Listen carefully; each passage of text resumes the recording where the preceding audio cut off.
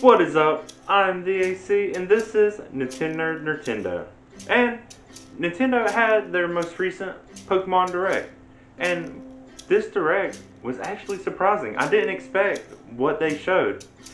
The biggest one being Pokemon Mystery Dungeon Rescue Team DX. Yes, a remake for the Switch. Now, Pokemon Mystery Dungeon Red Rescue Team that I played on my Game Boy Advance way back when was one of my favorite games that ever came out. It was great because it had pretty much all the first 3 generation Pokemon. It had a pretty good story, even for a kid, and you got to be a Pokemon. That was awesome. I just loved playing and taking the test just to see what Pokemon I could get, what Pokemon would be, and it was just so fun. I was in middle school back when I first played it. Now I am a grown adult who's finishing his master's. So yeah, it might be a little dated, but the best part is they released the demo, which I played right away and made gameplay of before making this actual video. So if you want, you can check out the first part of that gameplay, and there will be later parts after. So, first of all, the art of this game just looks beautiful. It looks so good. It kind of reminds me, after playing a little bit, kind of like a Paper Mario in the background. It kind of has that like hand-drawn, animated kind of style. Man, it looks so good. Now, I only played a little bit of the demo so far, so I can only see what the beginning was like. The character creation still the same, maybe not as deep as I remember, but it does look like it's still just the first 3 generations. But I was super excited to see this happen. I was just thinking not long ago how I wish there was another Mystery Dungeon game that was actually good, because I didn't really like all the Mystery Dungeons after the first one. But man, I really hope they like stick true to the original. Their remakes seem to be really good anyway, and the artistic style with taken with it is almost enough to make me want to replay it anyway. I'm definitely going to get it, and the wait isn't going to be that long. It comes out in March, the beginning of March, and then the conflict with that is Animal Crossing. It's also coming out that month. So that dilemma is I'm going to either have to play a whole lot of Mystery Dungeon before then, try to get out of my system so I can play Animal Crossing. Or, you know, if I don't get out of my system, I'm just going to hold off on Animal Crossing for a while.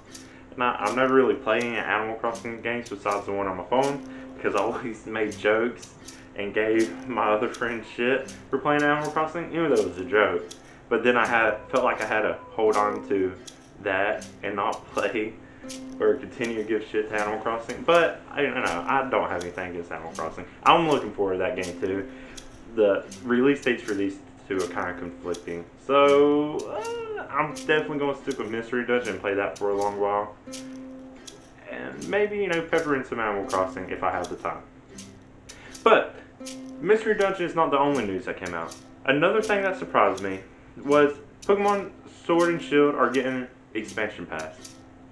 And at first, I was disappointed at the news of an expansion pass. Because when you think expansion pass, at least for me, I'm like, oh, so they didn't finish the game, they just want to wait and sell more of the game. It's like, it makes you feel like the first game you got wasn't a full game. But then, like, thinking about playing Shield, I felt like it was still a complete game, especially compared to the others. Like, nothing seemed wrong.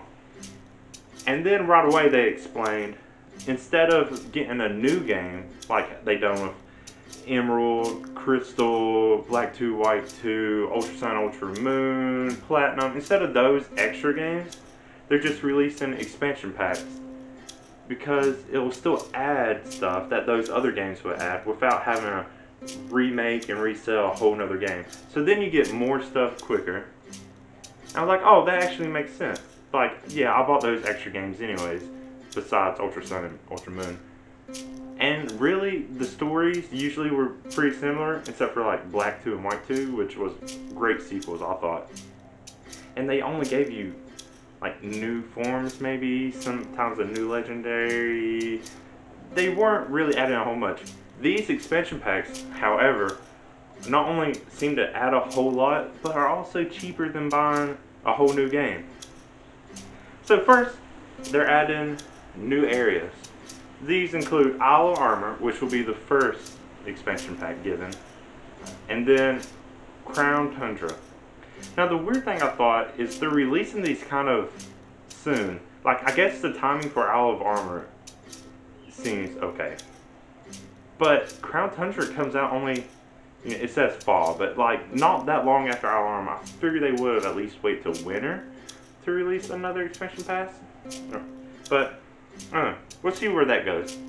I'm looking forward to them. They have a whole lot of new stuff. One is the new Pokemon. Being in Isle of Armor, they would have Pokemon called Kofu, which can evolve into Urshifu. And when I first saw them, I was like, they look cool. But it also would be a cool way to give a Galarian Teddiursa an Ursaring, especially when the Urshifu and the Ursaring. But I guess they're just completely new Pokemon. But it would have been a cool Galarian fighting Teddiursa. That would have been awesome. But these look cool too. And then in Crown Tundra, you get the new legendary Pokemon, Calyrex, which is like a psychic grass. It looks weird. It kind of... But I guess it can be cool. It really fits in with the whole aesthetic of, like, you know, Anglo myth, Celtic kind of deer grass thing. I don't know. So that looks like it'll be neat. We'll see what it actually does. But I mean, legendaries usually are cool, or at least interesting to have. But whatever. Another interesting legendary-esque Pokemon that looks like it comes out. It looks like there's going to be, I'm assuming, an electric Reggie and a dark Reggie, based off of the pictures. One is obviously electric. The other one, I guess, looks dark. It kind of has the same color as Yveltal. You know, black and red. And so that's going to be cool. It's been a while since we got new Reggies. And then, they didn't say they were new Pokemon, or they didn't say they were new forms. They included them with new Pokemon, but they look like Galarian forms of Zapdos, Moltres, and Articuno. They look really cool. They look super badass, and I'm really excited for these to come out. But I don't know if they're considering their new Pokemon or just new forms. But there are also going to be new Gigantamax. You see that they're adding Gigantamax to the 3 starters of this generation, which I was surprised they didn't do right off bat, but I'm glad they're doing it now. Rillaboom looks awesome. He's the starter I picked, but the giant-ass drum set, it's awesome. I can't wait to get this Gigantamax form. And then, you know, the other starters are alright too. And then, bringing in old Pokemon, they also had Venusaur and Blastoise coming in, also with Gigantamax forms. And those look pretty cool too, especially Venusaur. Blastoise doesn't look too different, I don't think.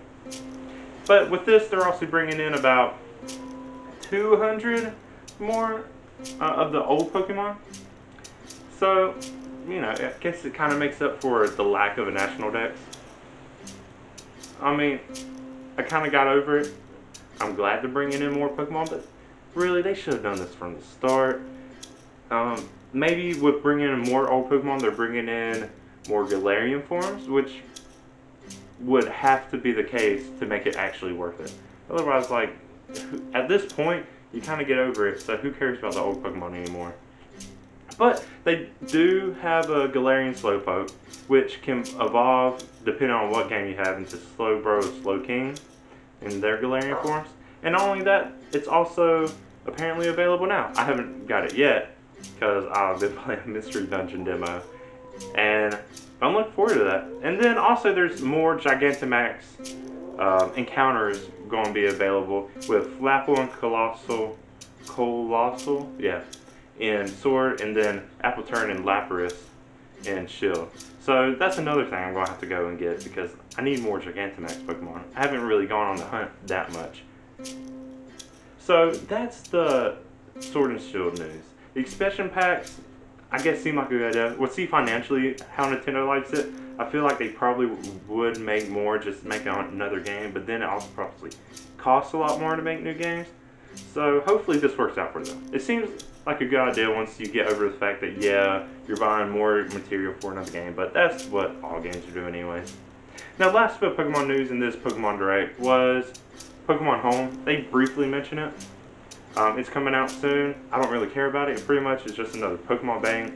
I'm probably not ever going to use it, but, you know, it was in there. But what do you think? Have you watched this Pokemon Direct yet? If not, I will include a link. And I really like it. I'm super looking forward to Mystery Dungeon so much. I'm glad it came out. I'm going to make gameplay of that. You should watch it. But, I don't know, let me know about the future of Pokemon. What do you think about it? Are you glad? Are you kind of disappointed? Whatever your thoughts are, let me know. Comment in the comments. Like and subscribe to this channel and this video if you like it. Share it with your friends who also love Pokemon. Spread the word about the good old Pokemon and me, the AC. Thank you for watching. Bye.